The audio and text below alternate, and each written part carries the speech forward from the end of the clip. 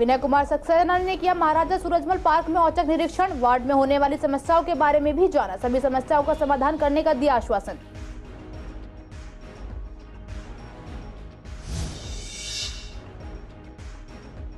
हर्ष विहार में मिला युवक का शव, वाहन से टक्कर मारकर 10 मीटर तक खदेड़ा, पोस्टमार्टम के लिए भिजवाया शव, पुलिस कर रही है हर एंगल से जांच।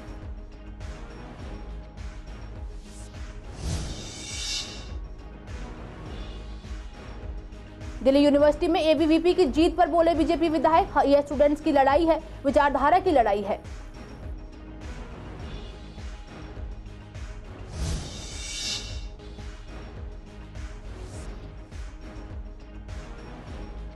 लोगों ने पीट कर की युवक की हत्या, महिला से छीनकर भाग रहा था सामान, पुलिस ने 3 लोगों को किया गिरफ्तार।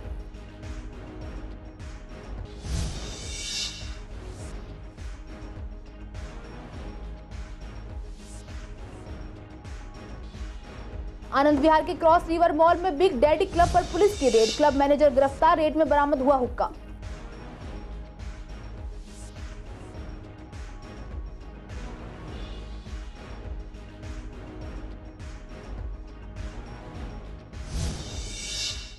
नमस्कार, आप देख रहे हैं सीसीएन लाइव, मैं हूं आपके साथ काजल चौधरी। स्वागत है आपका हमारे खास कार्यक्रम पूर्वी दिल्ली खास में। कुछ खास खबरों के साथ करते हैं बुलेटिन की शुरुआत। उत्तर पूर्वी दिल्ली स्थित सीमापुरी विधानसभा के अंतर्गत Dilshad garden ward C block Maharaja Surajmal park में आज दिल्ली के एलजी विनय सक्सेना का औचक निरीक्षण हुआ। विनय कुमार सक्सेना ने सूरजमल पार्क का निरीक्षण कर दिलशाद गार्डन वार्ड में होने वाली समस्याओं के बारे में भी जाना। इस मौके पर उनके साथ दिलशाद गार्डन वार्ड बीजेपी निगम पार्षद वीर सिंह पवार, दिलशाद गार्डन मंडल एवं सी ब्लॉक आरडब्ल्यूए अध्यक्ष विकास हांडा, सीमापुरी एसडीएम मोहन कुमार, सीमापुरी एसीपी अक्षय कुमार एवं दिलशाद गार्डन महिला मोर्चा अध्यक्ष रेणु शर्मा, पूर्व निगम पार्षद दीप्ति जोशी, रवि शर्मा, पंकज चौहान के साथ Dilshad garden C block RWA के सदस्य के साथ क्षेत्रीय जनता मौजूद रहे। इस निरीक्षण में पार्षद वीर सिंह पवार ने दिलशाद गार्डन वार्ड में होने वाले प्रमुख समस्याओं के बारे में एलजी को अवगत करवाया, जैसे कि पीडब्ल्यूडी का नाला कई वर्षों से साफ नहीं हुआ है, उसके कारण क्षेत्र में जल भराव की समस्या जैसी अन्य कई समस्याओं के बारे में एलजी को अवगत कराया गया और उन्होंने इन समस्याओं का समाधान करने का आश्वासन भी दिया है। पूर्वी दिल्ली क्षेत्र में हिट एंड रन के मामले हर दिन बढ़ते जा रहे हैं। ताजा मामला उत्तर पूर्वी दिल्ली के थाना हर्ष विहार के अंतर्गत main Wazirabad road Nand Nagri ITI के सामने लगभग 30 वर्षीय युवक का शव मिलने का है, जहां उस युवक का शव मिलने से हड़कंप मच गया। सूचना पुलिस को दी गई। मौके पर पहुंची पुलिस ने शव को कब्जे में लेकर पास के अस्पताल में पोस्टमार्टम के लिए भिजवा दिया है। शुरुआती जांच में पता चला है कि युवक की लगभग उम्र 30 साल है, जिसकी किसी बड़े वाहन द्वारा पहले टक्कर मारी, उसके बाद लगभग 10 मीटर तक उसको गाड़ी के नीचे खिचेड़ते हुए नंदनगरी आईटीआई के सामने लावारिश अवस्था में छोड़ दिया। शव के कमर और सर के साथ पीछे का सारा हिस्सा घिसने के कारण बुरी तरह छिल गया, जिससे उसकी मौके पर ही मौत हो गई। मौके से बड़ी गाड़ी जैसे ट्रक या फिर बस के टायरों के निशान पाए गए हैं, जिससे यही अंदाजा लगाया जा रहा है कि शव को किसी बड़ी गाड़ी ने खदेड़ा है। आपको बता दें कि अशोकनगर फ्लाईओवर से वाहन तेजी से उतरते हैं और सड़क पार करने के लिए कोई फुट ओवर ब्रिज नहीं है। सांसद मनोज तिवारी जब से सांसद बने हैं तभी से उन्होंने वादा किया था कि इस फ्लाईओवर के पास एक फुट ओवर ब्रिज बनेगा, लेकिन आज तक इस फुट ओवर ब्रिज को नहीं बनाया गया, जिस कारण लोग सड़क पर उतरते हैं और उनके साथ हादसे हो जाते हैं। न जाने कितने ही हादसे इस सड़क पर हो चुके हैं। अब ये जांच का विषय है कि आखिरकार युवक की मौत कैसे हुई या फिर किसी ने जानबूझकर उसकी इतनी बेरहमी से हत्या कर दी। पुलिस हर एंगल से इस मामले की जांच कर रही है। शनिवार को दिल्ली यूनिवर्सिटी के चुनाव का रिजल्ट आया, जिसमें एबीवीपी 3 सीटों पर जीती तो वहीं एक सीट पर एनएसयूआई जीती। प्रेसिडेंट सेक्रेटरी और ज्वाइंट सेक्रेटरी एबीवीपी के खाते में गया तो वहीं वाइस प्रेसिडेंट एनएसयूआई जीतने में कामयाब रही। इसे लेकर हमने पूर्वी दिल्ली के नेता से बात की तो बीजेपी विधायक ओपी शर्मा का कहना था कि यह स्टूडेंट्स की मेहनत है और विचारधारा की लड़ाई है, जिसे लेकर दिल्ली विश्वविद्यालय से स्टूडेंट्स ने एक बार फिर एबीवीपी को 3 में से 1 से जिताया है। साल 2019 में जब लास्ट चुनाव हुए थे तब भी बीजेपी 3 सीटें जीतने में कामयाब रही थी। वहीं कांग्रेस नेता का कहना था कि वह 1 सीट जीतने में कामयाब रहे हैं। छात्र संघ की लड़ाई में भी सभी छात्रों ने मेहनत की थी और वह कामयाब रहे। आने वाले समय में और मेहनत की जाएगी। आपको बता दें कि साल 2013 से साल 2023 तक 8 में से 7 बार प्रेसिडेंट पर एबीवीपी जीती है और 1 बार एनएसयूआई जीती थी। एबीवीपी की बहुत शानदार जीत के लिए सभी छात्र छात्राओं को बहुत बहुत बधाई। और विद्यार्थी परिषद तो सन 1972 से जब से डायरेक्ट इलेक्शन हुआ है दिल्ली यूनिवर्सिटी में अखिल भारतीय विद्यार्थी परिषद का परचम लहराता रहा है और अखिल भारतीय विद्यार्थी परिषद के नेतृत्व में छात्रों का कल्याण और विकास होगा, ऐसा मेरा सोच है। जय हिंद, जय भारत। इसलिए तो स्टूडेंट्स का वो है, लेकिन कहीं ना कहीं जो विचारधारा है, विचारधारा का अपना वो है, क्योंकि कम्युनिस्ट पार्टी के लोग हैं, उनको तो नोटा जितना भी वोट नहीं मिला है। तो जो भी स्थिति वो सब सामने है, तो जो पूरा समाज में जो बदलाव आ रहा है 3-1 से, जो अखिल भारतीय विद्यार्थी परिषद जो कि हमारी संघ की एक शाखा है, तो उसके लोग बढ़ चढ़ कर चुनाव में भाग लिया और उन्होंने जीता। इसके लिए सभी को बहुत बहुत बधाई। देखो, डूसू चुनाव के जो भी नतीजे आए हैं उसमें कांग्रेस पार्टी का जो हमारा NSUI है उसके वाइस प्रेसिडेंट सीट पर हमारी विजय हुई है। ये अलग बात है कि हमारे को और बेहतरी की उम्मीद थी और बेहतर नतीजों की उम्मीद थी। हम उम्मीद थी कि इस बार जो है 4 में से 3 सीटें हमें जरूर जीतते, क्योंकि जिस तरह से माहौल दिल्ली में छात्रों में था, कांग्रेस के NSUI को लेकर के रुझान था, जिस तरह से लेके जोश था, जिस तरह से लोग परिवर्तन चाह रहे थे, जिस तरह से जो स्टूडेंट्स, चाहे हमारे मेल स्टूडेंट हो या फीमेल स्टूडेंट्स हो, सब लोगों ने इस तरह से लगातार ABVP के निष्क्रियता की वजह से, इनकी सरकार की नाकामयाबियों की वजह से जो है स्टूडेंट्स का रुझान इस बार कांग्रेस पर था, NSUI पर था। लेकिन ना जाने क्या कारण रहे कि वो वोटों में तब्दील नहीं हो पाए और हमारी जीत नहीं हुई, लेकिन बहुत नजदीकी मार्जिन से जो है हार जीत रही है। पिछले दिन AGTV एनक्लेव में लोगों के एक समूह द्वारा कथित तौर पर पिटाई के बाद एक 24 वर्षीय व्यक्ति की अस्पताल में मौत हो गई। प्रारंभिक जांच से पता चला कि पीड़ित को एक महिला से सामान छीनने के प्रयास के दौरान पकड़ा गया था।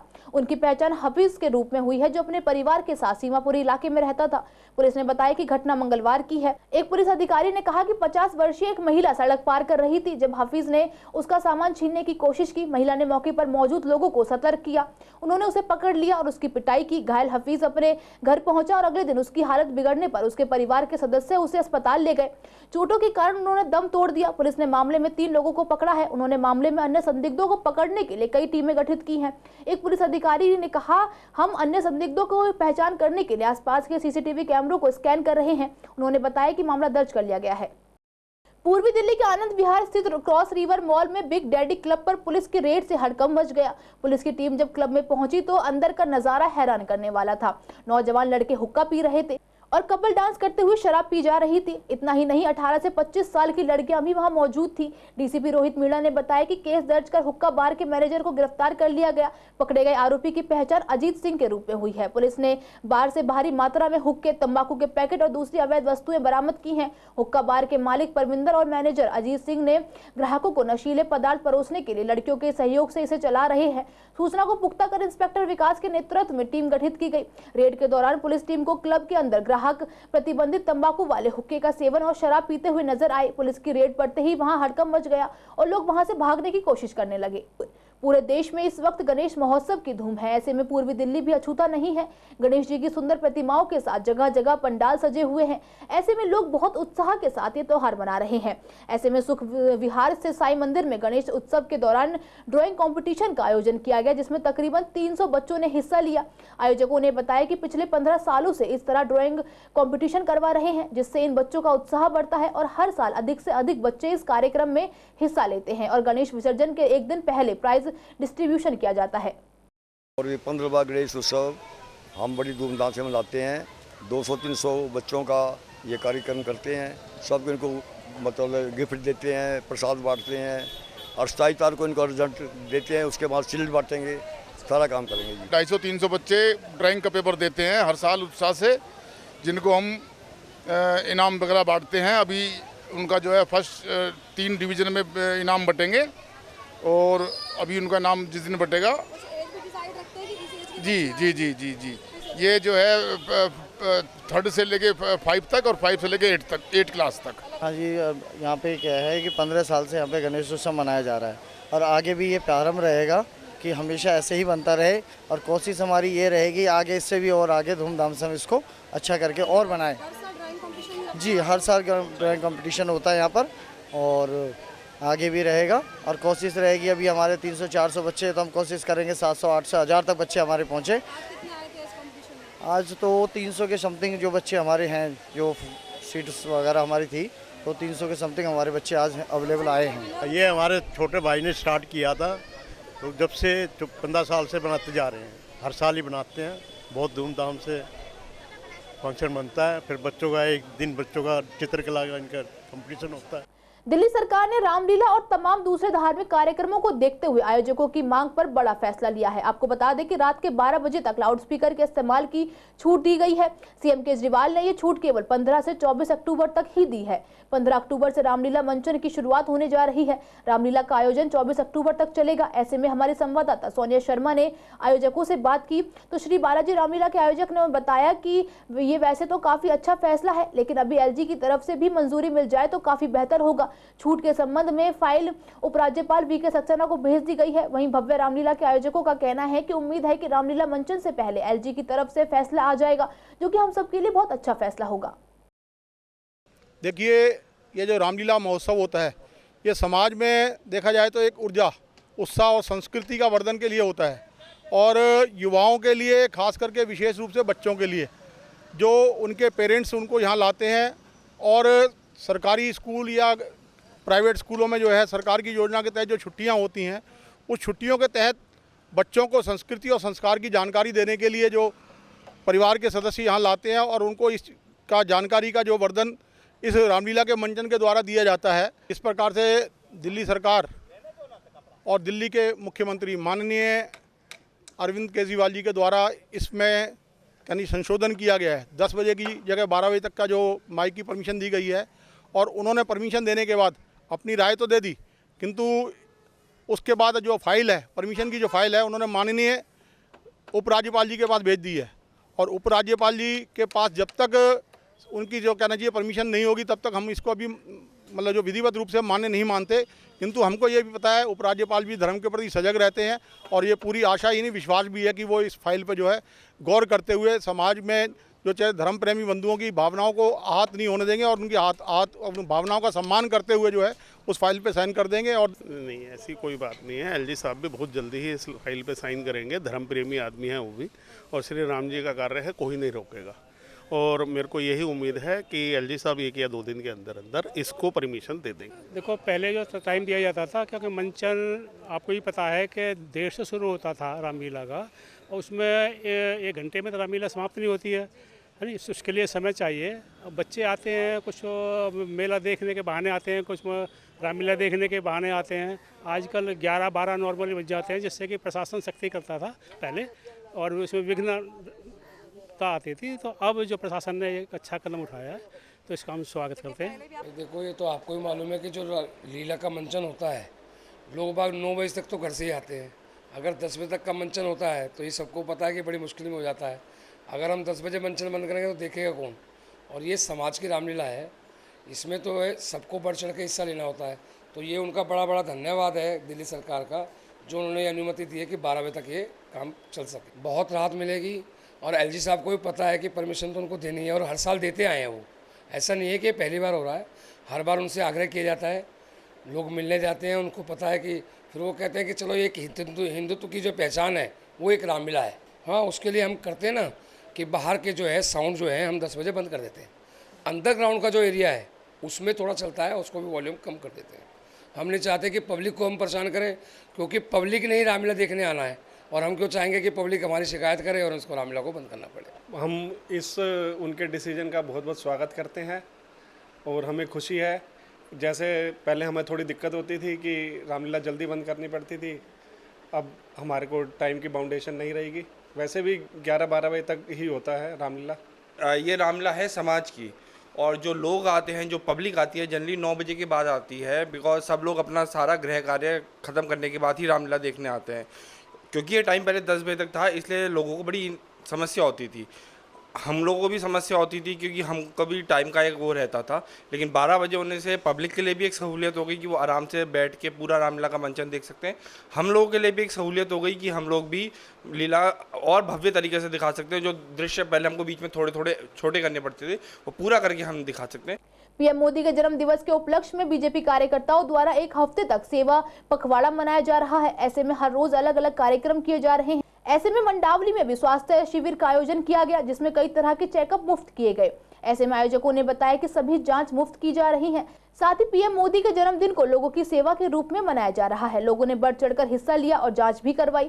कैंप में बीपी, आंखों की जांच एक्यूप्रेशर द्वारा की जा रही है।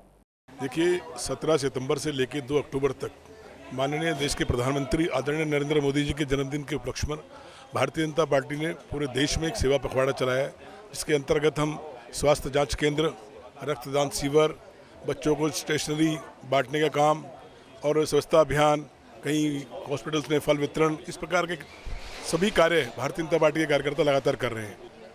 सेवा भाव जो मोदी जी का मकसद है, और मोदी जी हमेशा इसी प्रयास में लगे हुए हैं जब से देश के प्रधानमंत्री बने हैं। तो संगठन ने भी ये तय किया कि जब भी मोदी जी का जन्मदिन होता है, 2 अक्टूबर तक गांधी जयंती के बीच का जो समय होता है, उसको हम सेवा सप्ताह के रूप में भाजपा पूरे देश भर के अंदर मनाती है। और उसी को अंतर्गत इस मेवाड़ जिले के अंदर भी प्रत्येक मंडल में पार्षद द्वारा, मंडल अध्यक्ष द्वारा, बाकी कार्यकर्ता द्वारा ये कार्यकर्ता 2 अक्टूबर तक हमारे लगातार चलने वाले हैं। पूरे 18 के 18 मंडलों में इस तरह की जांच शिविर लगी है। कई जगह ब्लड डोनेशन कैंप भी लगा है। आज आँख की जांच हो रही है, गैस की जांच हो रही है, आपने देखा होगा बीपी शुगर की जांच हो रही है। इस तरह के अनेकों जांच है और पब्लिक को इसका फ़ायदा हो रहा है। नरेंद्र मोदी जी का जन्म दिवस के ऊपर 17 सितंबर से 2 अक्टूबर तक ये लगातार पखवाड़ा चलता रहेगा। देखिए, प्रधानमंत्री श्री नरेंद्र मोदी जी के जन्म दिवस पर प्रत्येक वर्ष हम लोग सेवा पखवाड़ा मनाते हैं और 17 तारीख से लेकर 2 अक्टूबर तक लगातार सेवा पखवाड़ा मनाया जा रहा है। 17 तारीख को भी हम लोगों ने यहाँ पर आयोजन किया था, जिसमें हमने केक काटा था और बस्ती के बच्चों को केक बांटा था। उसके बाद कॉपी, किताब, पेंसिल बांटी गई और उसके बाद एक भंडारे का आयोजन किया गया, फल वितरण का आयोजन किया गया। और आज ये स्वास्थ्य जांच कैंप लगाया गया है मंडावली में क्षेत्रवासियों के लिए, जिसमें से लगभग अभी तक 100-150 लोग जांच करा चुके हैं। यहाँ हर एक प्रकार की आंखों की जांच हो, शुगर की जांच हो, ब्लड प्रेशर की जांच हो, बहुत सारी जांचें यहाँ पर निःशुल्क हो रही हैं। हाँ, सभी जांचें मुफ्त में की जा रही हैं और लगातार 2 अक्टूबर तक ये सेवा का कार्य इसी प्रकार से चलता रहेगा। जो मोदी जी ने स्वरोजगार योजना स्टार्ट करी है, सबको, पूरे भारत को रोजगार प्राप्त हो, तो हम यही कार्य कर रहे हैं ताकि सबको हम रोजगार दिला सकें। फ़ायदेमंद है, पता चल रहा है काफ़ी, सर्वाइकल वगैरह का भी है इसमें, तो अभी हम टेस्ट करवा रहे हैं। पीपी वगैरह का अच्छा करवा रखा है बीजेपी वालों ने। उत्तर पूर्वी दिल्ली की न्यू उस्मानपुर की एमसीडी कॉलोनी में अभी भी डर का माहौल बरकरार है। लोगों का कहना है कि उत्तर पूर्वी दिल्ली के जितने भी डॉग्स यहां पर आते हैं, उनकी नसबंदी करके वापस उन्हें वहीं छोड़ दिया जाता है, जिस वजह से डर यहां पर बरकरार है। डॉग्स अभी भी यहां पर मौजूद हैं, जिस वजह से लोगों को काफी दिक्कतों का सामना करना पड़ता है। आपको बता दें कि 2 दिन पहले शास्त्री पार्क में स्कूल जा रही बच्ची को पिटबुल डॉग ने काट लिया, जिसके बाद से उसकी हालत गंभीर बनी हुई है। यहाँ के स्थानीय लोगों से हम बातचीत करने आए हैं कि यहाँ के जो लोग हैं वो कितने सेफ हैं। ये सर, ये जो है यहाँ पर जो बाहर से जो कुत्ते लेकर आते हैं, ये ऑपरेशन होता है इनका, नसबंदी से नसबंदी कहा जाता है। तो नसबंदी के लिए उनको लाते हैं और फिर उसकी नसबंदी करने के बाद 2-3 दिन बाद उनको वहीं छोड़ दिया जाता है। जहाँ से लाते हैं वहीं छोड़ देते हैं। तो अभी कितने यहाँ पर होंगे कुत्ते और आपके इलाके के किस तरीके के हालात हैं यहाँ पर? सर, अब पहले से तो हालात वैसे सही है, कुत्ते तो नहीं है यहाँ पे इतने, लेकिन थोड़े बहुत तो है, हर कॉलोनी में मिलेंगे लावारिस कुत्ते। तो आपको कोई जानकारी मिली है उस लड़की की क्या हालात है या क्या कुछ जानकारी आपको मिल पाई हो? नहीं सर, हम ड्यूटी पर थे तो हमें इस मामले में कुछ नहीं पता था, ना ही बच्चे को हमने देखा उसको, लेकिन हमें भी बड़ा दुख हुआ जब उस बच्चे को काटा कुत्ते ने। माहौल देखने के कुत्ते आवारागर्दी के चौक पे बैठे रहते, वो निकलने वाले जाते, बढ़ने वाले काट कूट लेते, इसमें तो कोई दोहराया है नहीं आपके सामने। जो भी जाए निकलने बढ़ने वाला सबको सेफ रहना चाहिए, काट लेते छोटे बच्चे वगैरह। रात के समय सर इधर बहुत और बाकी कुत्ते आ जाते हैं, ठीक है, कहीं कुत्ते इधर ऐसे ही छोड़ देते हैं। छोटे छोटे बच्चे, उनको भी परेशानी होती है, बोलते कंप्लेंट करते, लेकिन कोई सुनवाई नहीं है। रात के समय किस तरीके से देख रहे हैं या स्कूल के समय क्या? मॉर्निंग में भी ऐसी है, नाइट में भी ऐसी, इधर मतलब कोई कार्रवाई नहीं होती। तो साफ तौर पर देखा जा सकता है कि उत्तर पूर्वी दिल्ली के जितने भी डॉग्स हैं, अगर कंप्लेंट होती है तो उनको वैन में भरकर इसी कार्यालय में लेके जाया जाता है और उसके बाद डॉग्स की जो है नसबंदी कर दोबारा उस इलाके में छोड़ दिया जाता है। लेकिन जो यहाँ के स्थानीय जो लोग हैं, उनका ये कहना है कि रात के अगर समय की बात की जाए तो काफ़ी डर का माहौल यहाँ पर रहता है और अपनी सेफ्टी के लिए वो जो भी उनके हाथ में होता है, जैसे लाठी लेके चलते हैं या कुछ ऐसा जो उनके पास होता है कि ताकि कुत्ते उनको ना काटे। तो इसको लेकर आप देख सकते हैं, ये देखिए कुत्ते इस तरीके के हैं और इस तरीके से यहाँ पर पूरे इलाके में कुत्तों का कहर यहाँ पर देखने को मिल रहा है। तो डॉग्स यहाँ पर हैं तो आप देख सकते हैं कि किस तरीके के यहाँ पर डर का माहौल उत्पन्न हो रहा है। वीडियो जर्नलिस्ट अतुल भारद्वाज के साथ मोहित शर्मा, CCN लाइव दिल्ली। आज के इस बुलेटिन में बस इतना ही। हर रोज ऐसी नई खबरें देखने के लिए देखते रहिए CCN लाइव। नमस्कार।